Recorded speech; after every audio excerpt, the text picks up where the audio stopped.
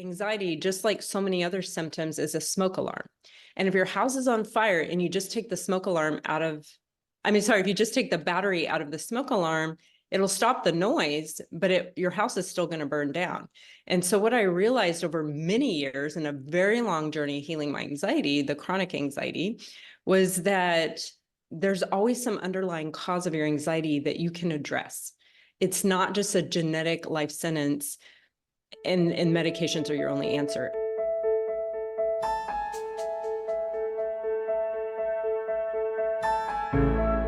Hi, everyone. Welcome to this week's episode of the Sleep Like a Boss podcast.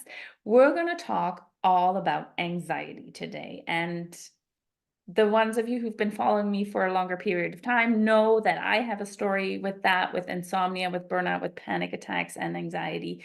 So I'm super excited to have Dr. Tracy Potterf today on the show. She is a functional medicine anxiety detective, and she has a PhD from UC Berkeley, and she's going to talk a little bit about her journey and her job.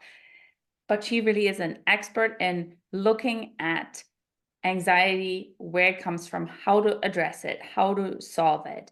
And she's looking at it from a functional perspective and not so much from a Western medicine perspective. And that's why I'm so thankful to have you here, because I see so many women struggle with anxiety and sleep, with mood, with everything. So thank you so much for being here. It's my pleasure. Great. It's so fun to talk about anxiety. I can't wait. Yeah, exactly. Let's dive in. Maybe tell us a little bit about your own journey and how this came about, what you're doing and why you're doing it now. Okay, sure. So the great irony here is that my father was a psychiatrist, and I grew up working in his office and helping out. And then he would take me with him on rounds to see patients back before people talked a lot about boundaries. And so I was like an emotional support kid. I would go to the psych wards and nursing homes, and I would meet some of his patients, and they would be so happy to meet me. And then this didn't end when I was a small child. It kind of continued into when I would go visit as an adult too, until he retired and then passed away. So, but I did grow up in the medical industry, like working in my dad's office. We had like a Zoloft scale, and we had, Xanax pens, and we had notepad, we would, he would invite me to lunch with the pharmaceutical reps, they're bringing fajitas or whatever. This was in San Antonio, Texas. So, yeah, so I grew up immersed in the medical field, and I was taught not to really question anything, and that anything natural or alternative was hoo-ha or woo-woo. And so when I was 19, I had my first panic attack. And what I realize now is that I was othering my dad's patients, like those people, oh, those poor people, and back then they would say, if whatever psych issue a person had, including anxiety, that it was a genetic chemical imbalance. And thank goodness we have these medications. You just go on the medication and, maybe go to talk therapy, and then that's it. Those are your solutions, And, but then when I had this panic attack, something in me, I don't know. Honestly, I think some of it was pride. I didn't want to claim an identity around an anxiety disorder. It felt like a life sentence that I didn't want for myself. And so I was determined, and I was 19, and I was determined to figure something else out. My dad did offer me meds, but I just, something in me couldn't do it. Now, I want to be really careful to say, if you're on medication for anxiety, I'm not judging you. I don't think you're a failure or anything's wrong with you. It's fine. What I want people to be aware of are the limitations of medications and the side effects, and the fact that they don't address root causes, the underlying causes. They don't fix the problem, right? So my favorite metaphor I use all the time, so pardon me if I keep saying it over and over again, but I really think it's important for people to understand this who haven't heard me speak before, is that anxiety, just like so many other symptoms, is a smoke alarm. And if your house is on fire and you just take the smoke alarm out of, if you just take the battery out of the smoke alarm, it'll stop the noise, but your house is still going to burn down. And so what I realized over many years in a very long journey healing my anxiety, the chronic anxiety, was that there's always some underlying cause of your anxiety that you can address. It's not just a genetic life sentence, and medications are your only answer. And people get so mad on social media when I say this. And I think they're like, well, I just want to take a pill. I just want to say it's my genetics and take a pill. But for those of you who actually are willing to think differently and take action, what it takes to heal anxiety and fix your sleep are things you need anyway. They're things that are going to help you thrive and have an amazing life. So in the middle between having a dad as a psychiatrist, then starting panic attacks in college, then I eventually ended up in grad school. I became a medical anthropologist. Well, I participated in a medical anthropology program with UCSF Medical School and UC Berkeley. And one of the things I realized is that the reason we're so physically and mentally ill is that we're living in ways that don't work with our evolutionary biology. We did not evolve to eat junk and be exposed to all these toxic chemicals and to like have horrible sleep hygiene and lose our circadian rhythms and sit on our butts all day. And it just goes on and on and on, be breathing through our mouth all day. Like, I mean, it just goes on and on and on, like all the things we've changed. And some of the things are super cool. Like technology can be so amazing. I'm not anti-technology, but we need to innovate in ways that work with and not against our biology and our psychology. And so that's really the core of my message, is coming home to the essence of who we are in the modern world. How do we navigate that?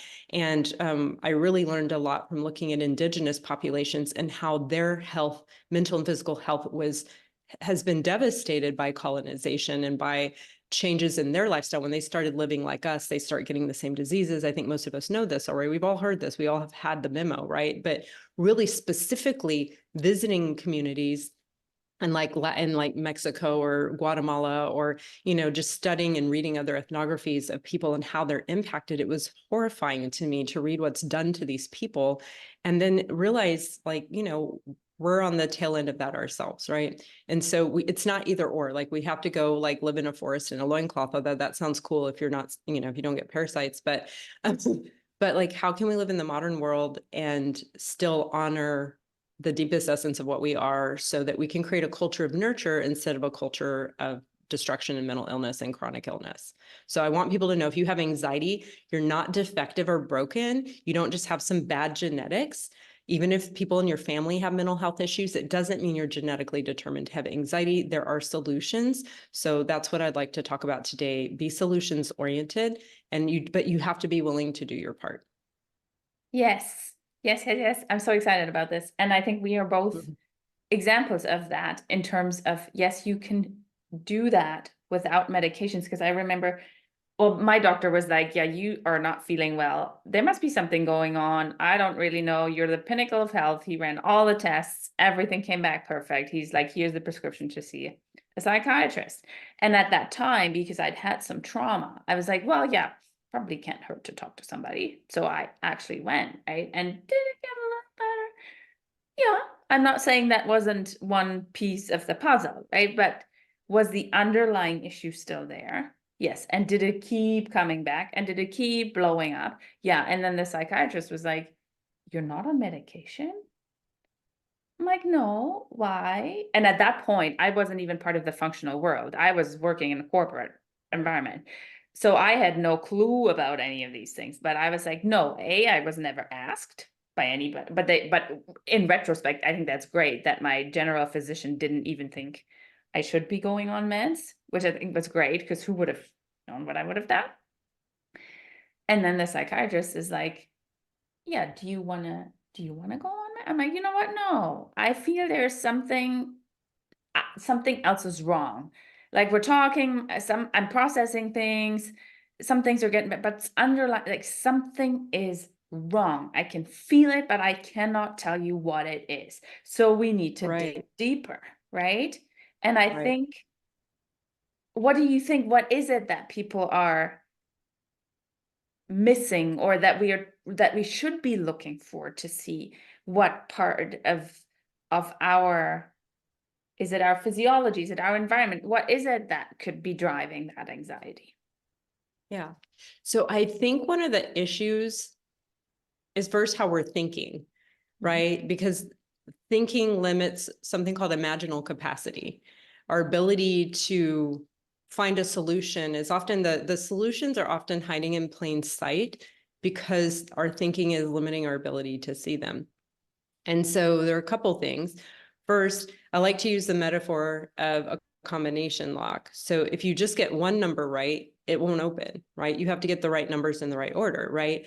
So people will be like, well, I tried this and it didn't work. Then I tried this. I got off gluten and that didn't work. And then I stopped caffeine and that didn't work. And then I, whatever, took probiotics and that didn't work. And then I, and we really need to come at it from a systemic approach. We need to go through your whole system thoroughly and clean up all the messes so that you get everything working right. Like if your car has a bunch of mechanical issues, you don't go just fix one of them and then say, okay, why isn't my car running well? You fix all the issues, right? Or you try to, if you can afford to, or at least, the most salient ones, right? So what ends up happening with our bodies, we're even more complex, right? And so, because we're dealing with our consciousness and we're dealing with our physiology, and we actually don't even have the right language for what we are and what our reality is. We talk about our mind and body like they're separate, or we talk about psychology and biology like they're separate, and we don't have words that convey that our mind and body are the exact same thing. There is no separation. Like every thought not only creates physiological change, but is driven by your existing physiology. So your mind and emotions and spirit and all that stuff, all the same thing. It's all the same reality, right? And so I came up with this program that, it has 3 pillars. Ooh, what just happened? Anyway, it has 3 pillars that if we don't address all 3 of them, then we're not going to get the solutions we're looking for. So one of them is going to be lifestyle, living in ways that we didn't evolve to live. So one of the first things I want to look to is build your foundation lifestyle first. And so people are like diet and exercise. Well, number one, the word diet is so loaded and it has the word die in it, as people have pointed out. It takes away something that's very natural about it, the pleasure of it, right? So we need to live in ways that give us pleasure. So I teach us something called healthy hedonism. And that's where we basically, instead of having destructive pleasures in our lives, like alcohol and sugar and things like that, we find non-destructive pleasures, things that give us pleasure, that work with our innate biology, that make us feel good, like really healthy food that's still delicious and yummy, and forms of movement that are joyful and playful. Getting good sleep, snuggles and hugs, good friendships, community connection, time outdoors in nature, like all these things that we're taught to put last. And we're not taught to invest in our self-care. So now we talk about self-care. We're like, you need good self-care, but you also need to work like 80 hours a week and sacrifice yourself for everyone else. So like finding ways to actually rebel against that in a level-headed way and change how we're living and thinking and how we set up our day-to-day existence. So to me, our lifestyle isn't just diet and exercise. It's our daily thoughts and actions and environment. So our habits of how we sit, like if you're like this all the time, that changes your biology and your neurology, right? Like how you sit, how you breathe, your thoughts, your relationships. So your environment is your physical environment. Like, do you have mold you're getting exposed to, heavy metals, like toxic chemicals? So that's your environment. But your environment's also social and emotional. So the people you surround yourself with and your relationships, right? So that's pretty in-depth work as it is, right? And so cleaning that up is super important, but you can only do it a little at a time or you'll get overwhelmed. So it's making changes that feel good at a digestible rate, but in ways where you get quick wins. So you feel so much better that then you have the wherewithal to make the next changes, right?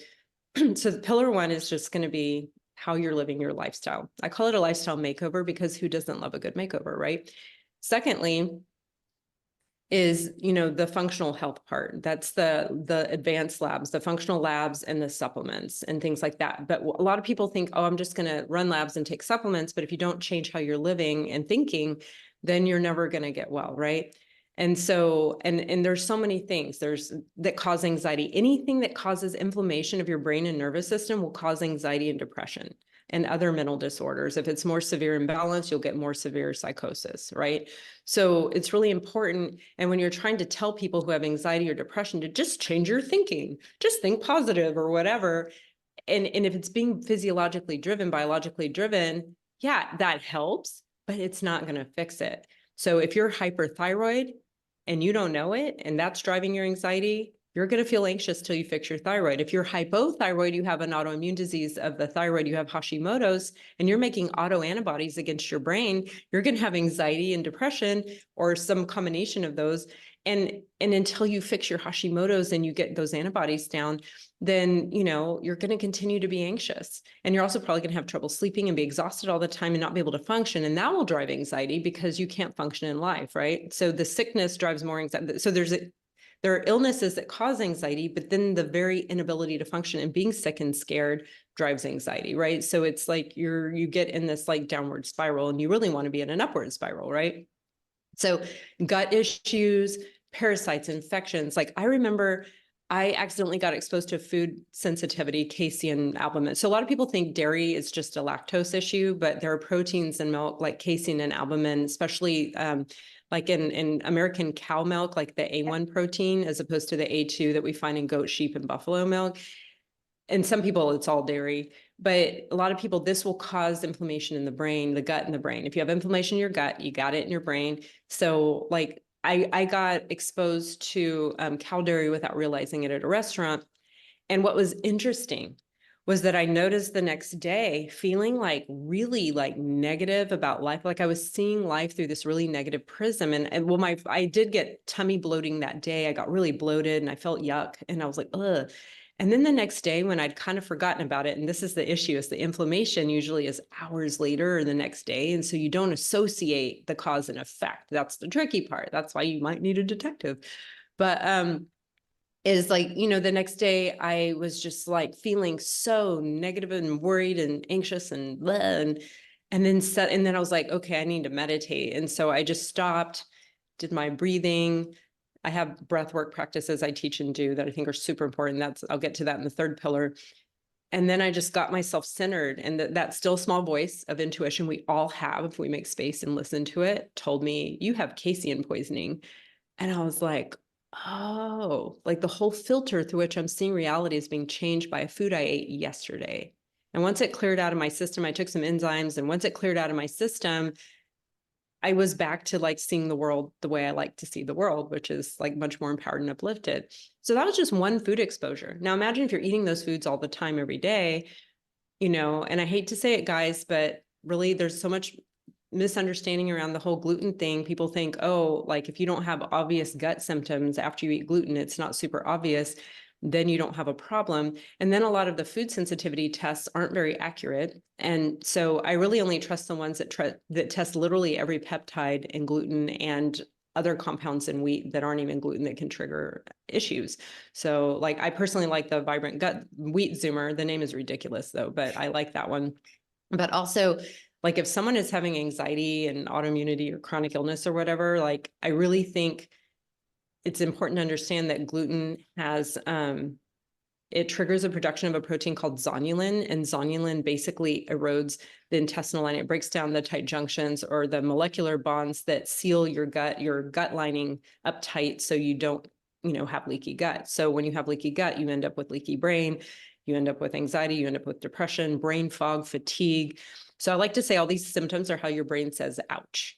Because your brain doesn't say ouch like when you put your hand on a hot stove. Your brain says ouch with anxiety, with depression, with brain fog, with fatigue, with just blah, like you can't function, feeling sad, feeling moody, feeling irritable, grumpy, having a negative outlook on life, struggling to feel hope.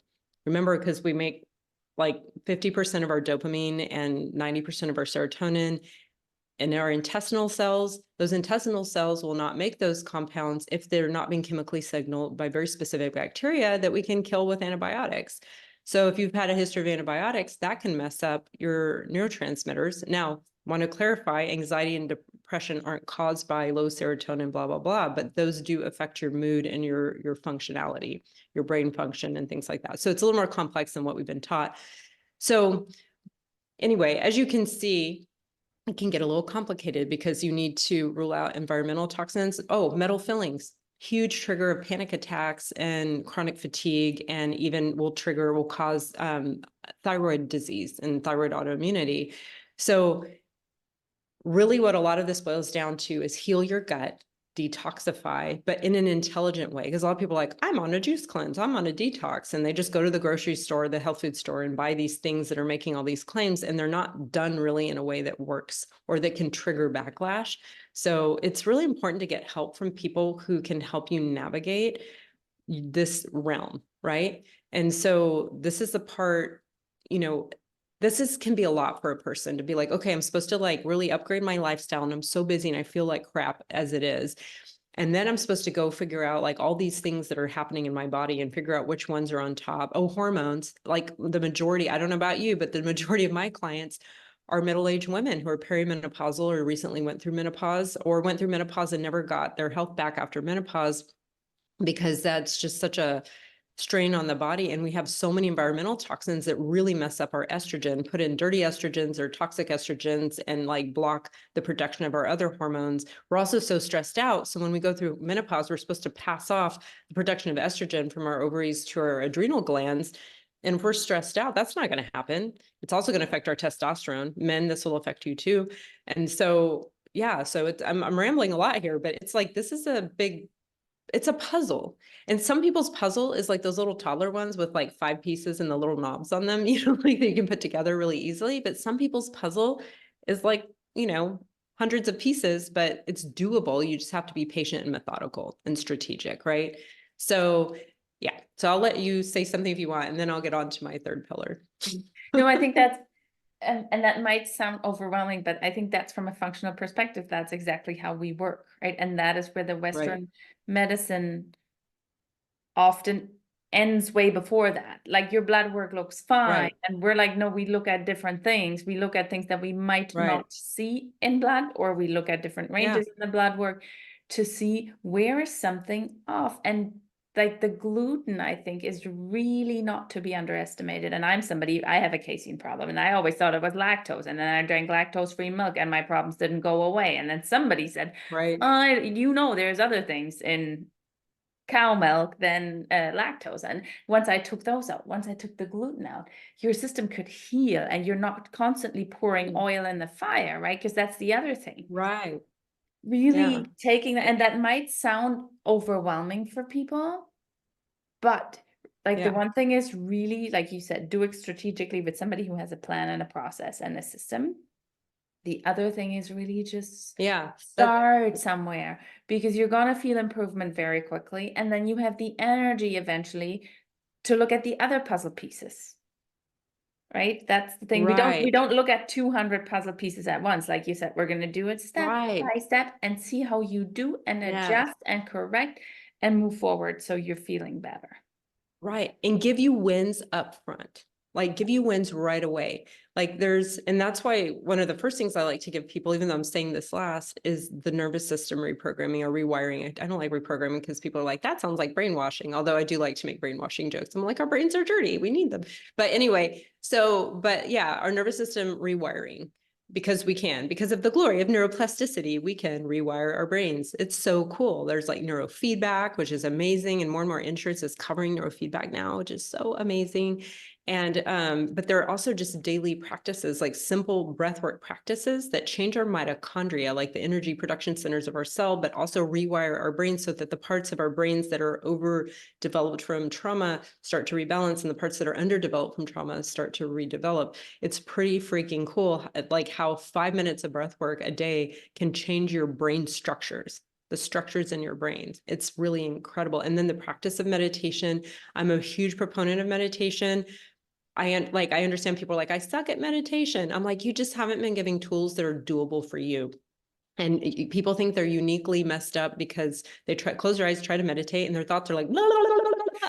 And I'm like, yeah, that's you and everybody. And guess what? That's blah, blah, blah, blah, blah. That's going all the time. You're just like so used to it. It's like background noise. But have you ever when you're turn the fan on, the ventilator fan in the kitchen, you turn it on and then it's on and you kind of forget about it. But then you turn it off and your whole nervous system goes, oh, yeah.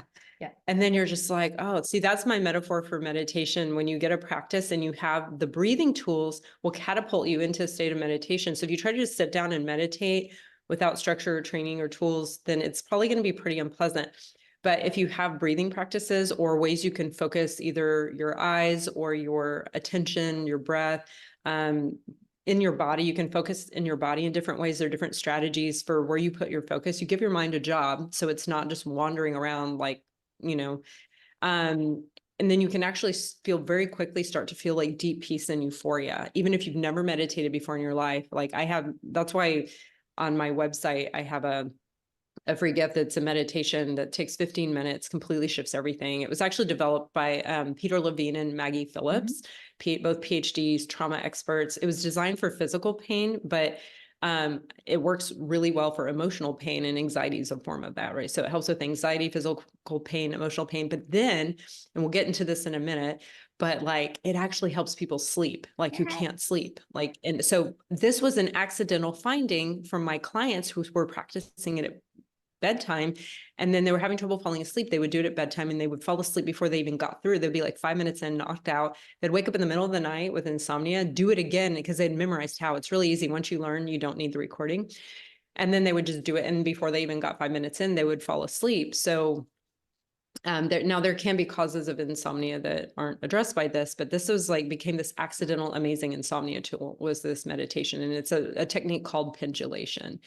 And so, and it's a somatic thing. It's really getting in your body, feeling your body. And it's a very, very specific technique that's amazing.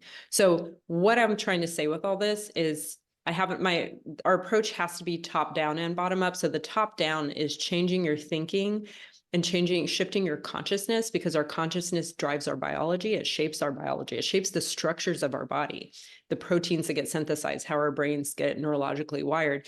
So that top down work has to be done.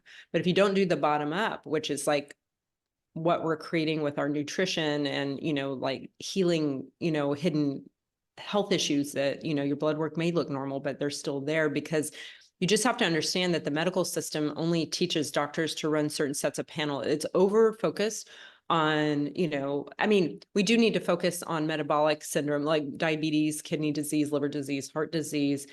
Absolutely, those things need attention, but then the buck stops there, and there's almost no training.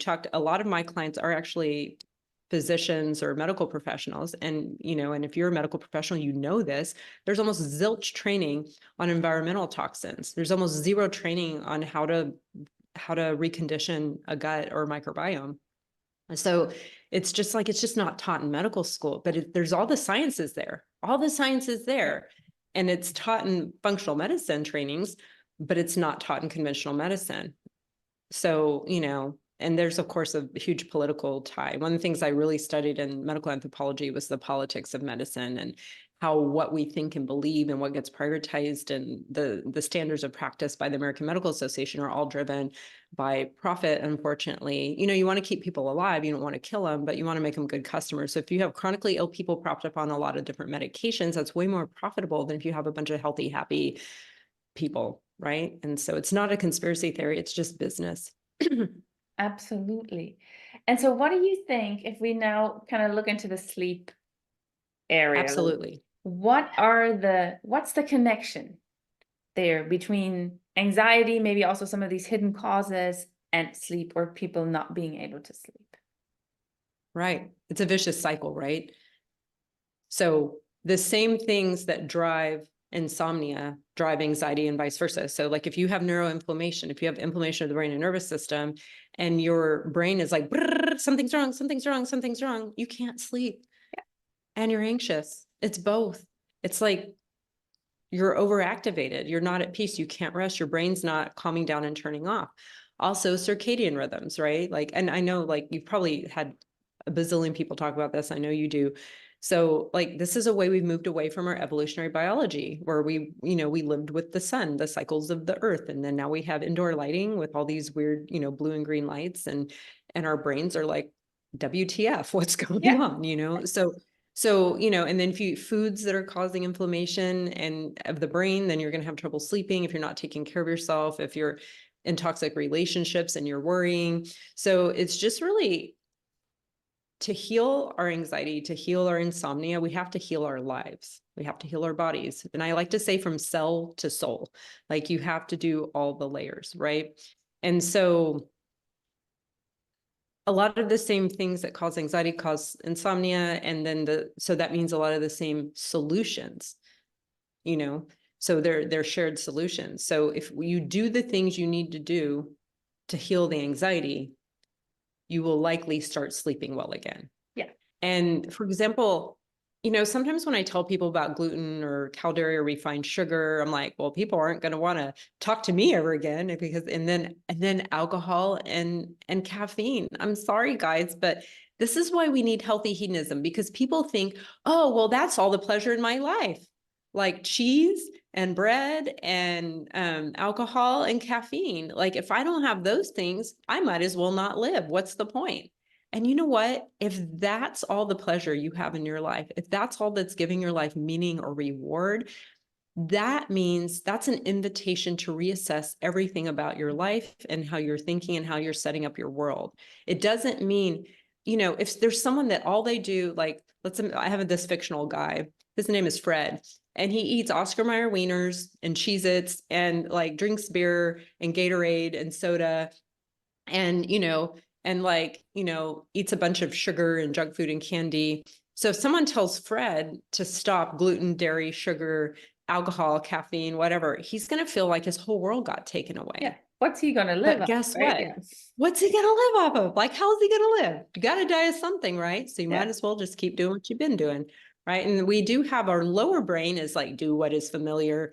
You're not dead yet. This must be working. Your higher brain is like, I want to thrive. I want to learn. I want to grow. I want to do new things. So we have these brains that have these different agendas where we're kind of split inside, right? And so to really get that primal brain on board with the more evolved strategies, there's a technique there. That's part of coaching. That's part of why we need help to do that, right? So we have to make our world bigger. There are thousands and thousands of delicious, yummy foods that are really, really good for us. Why do we fetishize these few things that make us sick and make us miserable? Because we've had all this cultural messaging through advertisements. We've had it modeled on TV. You watch TV and people are like, I had a bad day. I need a drink. I fought with my boyfriend. I need a drink. I need a drink. I need to like eat a bunch of ice cream because that's going to cause inflammation of your brain. And tomorrow you're going to wake up and you're going to hate your life even worse. Like, is that really what you want to do with your precious gift of a human life, is poison your brain every day and then feel like you're like condemned to suffer for all of eternity and that the world's a horrible, bad place? Or do you want to be like, I'm precious. I'm a beautiful human. Like I have this gift of a human life and I want to nurture it and nourish it. I want to find pleasures that not only feel good now, but they feel good tomorrow and the next day and the next day and decades and years into the future. I want to build my pleasure palette. I want to diversify all the ways I get pleasure with essential oils and with yummy herbal teas and with yummy smells and beautiful things and nature and fluffy, cute animals and wonderful friends that are loyal and beautiful that I can feel authentic and emotionally naked with, and I still feel held and accepted. I want to like really, I want to reach for a life that is not toxic. I want to use things that are natural, and the natural things actually smell better and it feels better to use them. And like there's an intrinsic pleasure to taking care of ourselves. When we live in alignment with our evolutionary biology, we honor the deepest essence of what we are. Our bodies respond with a level of pleasure that is so much bigger than what we get from caffeine, that what we get in energy and life force. It's so much bigger than anything you've ever gotten from caffeine or sugar.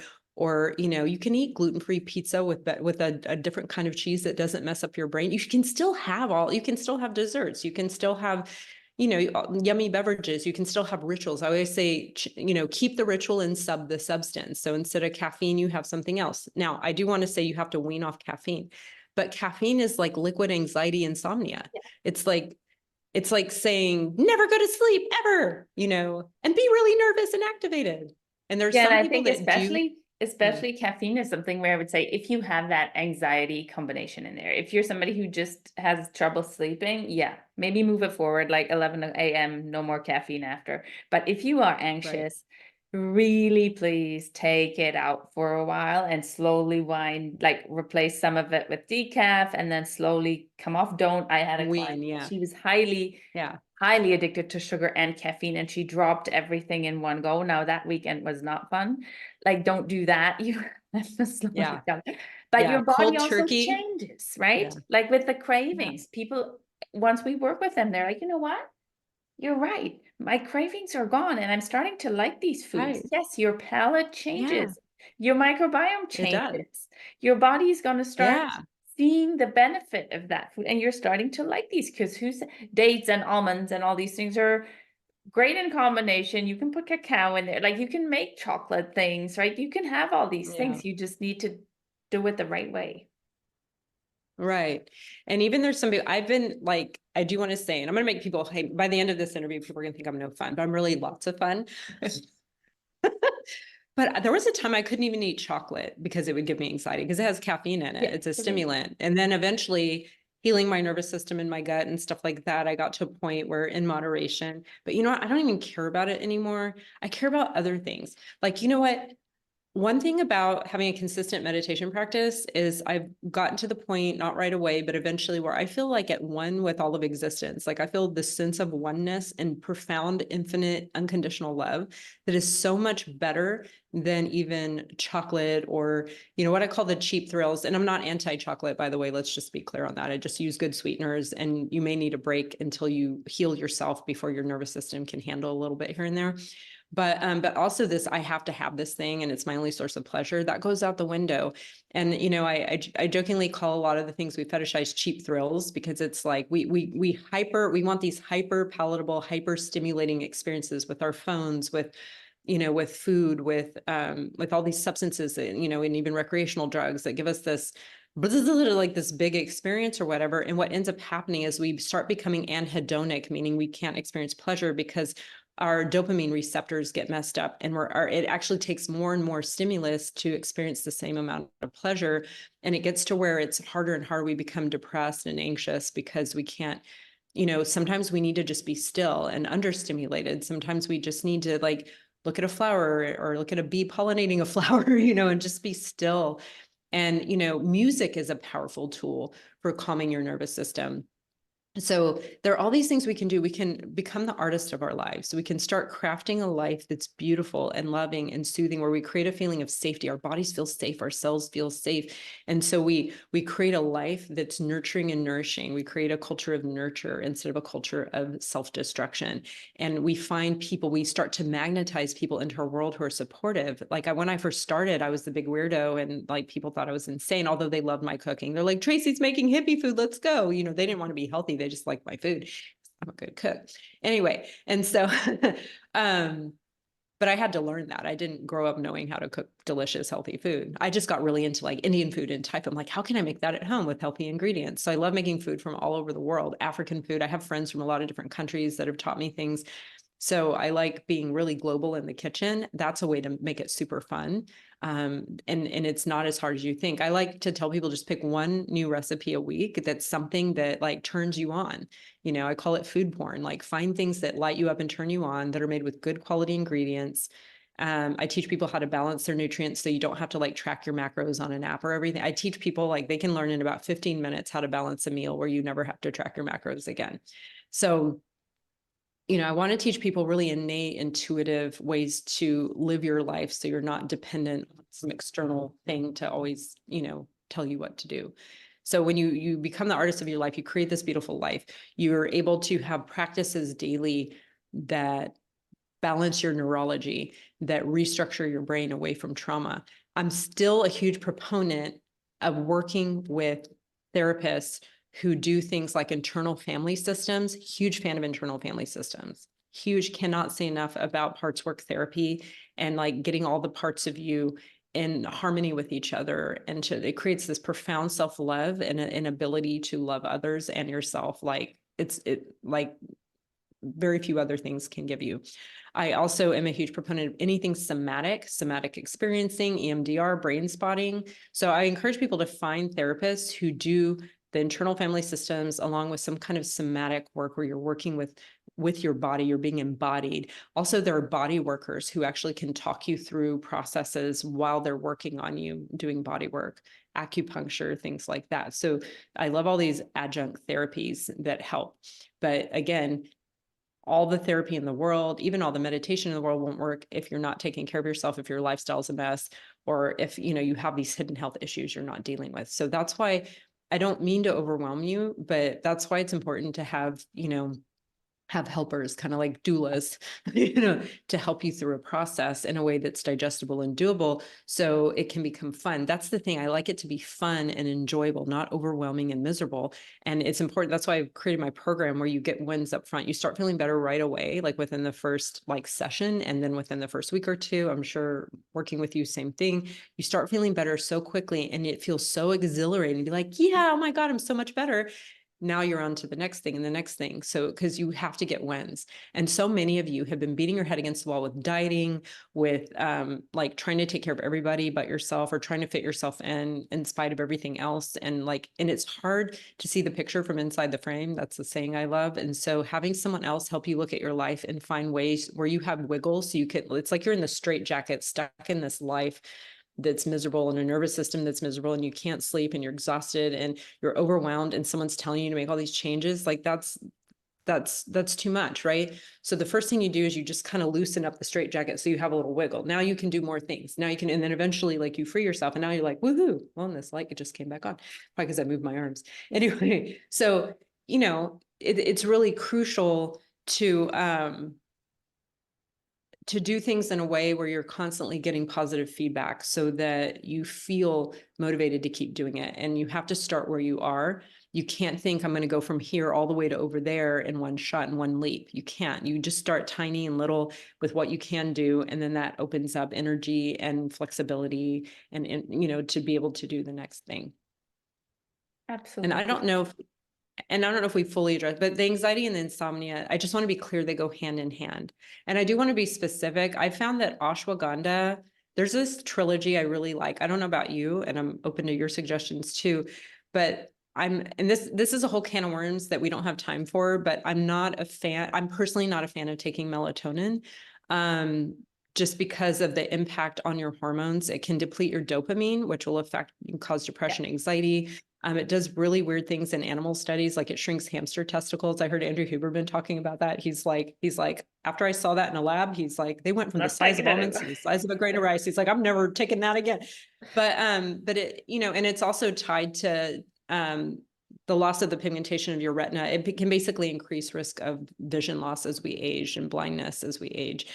So that's something I learned doing a deep dive on macular degeneration for my mom. So it's hormone replacement therapy. So I'm not saying no one can ever take it. Like if you had cancer, or if, you know, your body's really not making enough, that's one thing, but all it does is help you fall asleep. It doesn't help you stay asleep. So what I really like is to support you making your own melatonin, like DIY it. So, you know, you know, with the light stuff, you know, getting glasses that block, you know, the red and green light at night, you know, getting off electronics when you can, but also in terms of supplements, I like any magnesium that crosses the blood-brain barrier. So I like magnesium threonate. I also like magnesium from upgraded formulas, the nano magnesium, the upgraded magnesium. So some form of magnesium that gets to your brain with ashwagandha, which you may need to shop around with adaptogens. I find with highly sensitive people that have anxiety, ashwagandha tends to be one of the best tolerated ones. Rhodiola can be good, but some people get rebound anxiety with that, or with it. Just, you have to kind of see what your body tolerates. But I think ashwagandha I just find to be generally well tolerated, to help kind of keep your cortisol lowering at night instead of spiking. And then even in the morning, if you wake up with morning anxiety, which I did for years, where you wake up and you're like scared of the world, Mm-hmm. like ashwagandha can help kind of help retrain those circadian rhythms, right? And then also cannabis. I'm a big fan of responsible use of high quality medical cannabis. That's usually going to be like a higher CBD, lower THC, not smoking. You can use a dry vaporizer or just, I like a tincture and MCT oil. You take a few drops, go to bed, and you may have to find the right strain for you. But I've noticed for people who are really struggling, if you do the circadian rhythms and you do that brain retraining, the pendulation meditation I told you about, and you take those 3 supplements, most people, unless you have something really severe and off or whatever, there might be other layers. I can't say this works for everybody, but that tends to work for most people. And then as everything changes and heals, you may not even need those things anymore, but just to kind of get your brain retrained and get your nervous system retrained, those can be helpful tools. But again, you have to do the other work too. You can't just rely on some supplements and pills to fix it for you. You've got to do the other layers. Absolutely. Otherwise it won't work. And I think with the CBD, I often see people having like hangovers or from it, or waking up in the middle of the night feeling woozy, and then they don't like that. I agree. Melatonin, I find often isn't. For most people, it doesn't even work. The falling asleep doesn't even work for a Right. lot of people. The other one that I sometimes like with anxiety that I find works well also is passion flower tincture. People, you have to, like, I like it, the tincture, like, the tea won't cut it, but like, if you get a really great tincture, and you have to kind of play a little with dosing, Right. that often works too. Yeah, because we need to Do you have people take little breaks? on Oh, I'm sorry. on Do you have people supplements. take little breaks from like adaptogens or, thing just to kind of reset the receptor sites so that it keeps working? Yeah, I try to even not start with them necessarily, depending on where we're at. And Right. I don't, yeah, and my goal is ideally never to have people on anything long term, like a magnesium or something Right. like that, or an omega or something like that is a different, but even adaptogens, I Right. find, yeah, my goal would not be to have people on them long term, because I agree, eventually Right. they might stop working. If you have a thyroid issue, I might not want you on ashwagandha all Yeah. the time either. Right. Um, Right. That is a good point. Yeah. so, yes, as tools to help, mm, how could we say that? Like, it help us Help you get support your unstuck. journey temporarily Yeah. while we're fixing your gut, while we're working on your adrenals, while we're working on Right. mitochondria, so that Right. eventually Right. you can come off and your body says, okay, I can do this now. I'm making neurotransmitters. Yeah. I'm doing all this stuff. And if I I'm don't, a big girl now. yeah, exactly. And if I'm struggling again, I've learned methods also, like you said, right? Like how to nourish myself, how to nurture myself in terms of stress management, so that I won't fall back into that trap and I can get Correct. myself Yeah. corrected quickly. And one thing I did want to say, just because I totally agree, like someone gave me like a CBD as a gift, or like, I think it was in a health food store, and the guy's like, here's a free sample. And that specific CBD gave me anxiety. Like, and so like there was a rebound anxiety, whereas there's another strain of cannabis with THC, but I was microdosing, like I'm talking about 1 to 3 drops. I see people take a whole dropper full of this stuff, and it's like, or like you don't even know what's in it. So this is stuff that, like, I knew the growers, they made it was like homemade tincture with the growers, people who knew what they were doing, and literally 1 to 3 drops, maybe maximum 5 drops. So you're not like stoned or like woozy or whatever. I see people I've like, that's why sometimes I'm even hesitant to bring up things like microdosing different things, because people tend to overdo it. And if you're a highly sensitive person, which a lot of our clients are, just a light touch, your body needs only a hint. Your body doesn't need to be shoved and pushed. Yeah. You probably have enough trauma that made you feel shoved and pushed. You want to like, atta girl, you can do it. Yay, you got this. Like, here's a little help. I love you. You don't want like, come on, go to sleep, you dummy. You don't want that. Yeah. Yeah. And that's exactly, because all that can then just cause more stress, and then we're not breaking that cycle, right? Exactly. Because really you want to show your body it's capable, what it's capable of. And a lot of you may have lost trust in your body, but I guarantee you all these symptoms you're having, your body is your best friend. It's telling you something's wrong, that you need nurture. And so it's not betraying you. Your body would be betraying you if it didn't let you know something was wrong. So if you're having trouble sleeping, you're anxious, you're fatigued, you're tired, you feel like crap, that's your body telling you it wants more love, and that you need help. Yes, and I think the one thing is exactly what you said, is that it wants love, and it just, if we look at it from a sleep perspective, the body needs to feel safe to let go, to fall asleep. If it is technically that simple, and that can sound so frustrating, but it's sometimes, right? And then we look at the anxiety. People are like, how am I? Safety is like the word that I'm like furthest away from right now because I'm so anxious. Yes, Right, but then if you right. look at what drives your anxiety, all we've talked about, right? It can be your environment, it can be your gut, can it be stress and trauma? For sure. It's likely part of It's somebody's all of puzzle. it. It's all of Yeah, it. And then you can feel safe. So just working on the anxiety for therapy will make you feel a little safer, but it often doesn't get that body back into that balance or even into that right. extra. That'd be great. Yeah, That you have that safety and that your mind is calm, your system is calm, and it can just say, okay, I'm happy, I'm safe. And because I I'm can let go safe, now. I'm not anxious and I can sleep. Right. So true. And I like just to wrap it up, I like the metaphor of so allostatic load is a fancy word for like all the stressors your body's trying to handle at once. So I call it your bucket of tolerance. And we all have different buckets, but it's like you have this bucket of things your body can handle without falling apart mentally and physically, because it's all the same. And when we fill up that bucket with all these different things, the health issues, the environmental things, the emotional things, psychological things, like anything that it starts to spill over. And when your bucket spills over, you fall apart. So we just start emptying your bucket a little at a time, so that your body now has the wherewithal to heal. And then you ultimately want to thrive. You don't want to survive, you want to thrive. And so that's what we're here to help you do. Yeah. Thank you so much. Where can people find you? You can find me at innergeniushealth.com, INNER, inner genius. It's the genius of nature that is inside of you. So that's why I branded as Inner Genius Health, because we are nature. It's not something outside of us. And the nature's genius and the genius of nature is in every cell of our microbe and human cells. So wait, I don't know, but anyway, it's your inner genius is the intelligence of nature in every cell in your body, your microbe cells and your human cells. So innergeniushealth.com. I'm also on Instagram, have some YouTube videos, and you can just look up my name, and I'm highly stalkable because my name is weird. So if you can spell my name, you can find me. Awesome. And we will link everything in the show notes so people can also find the meditation.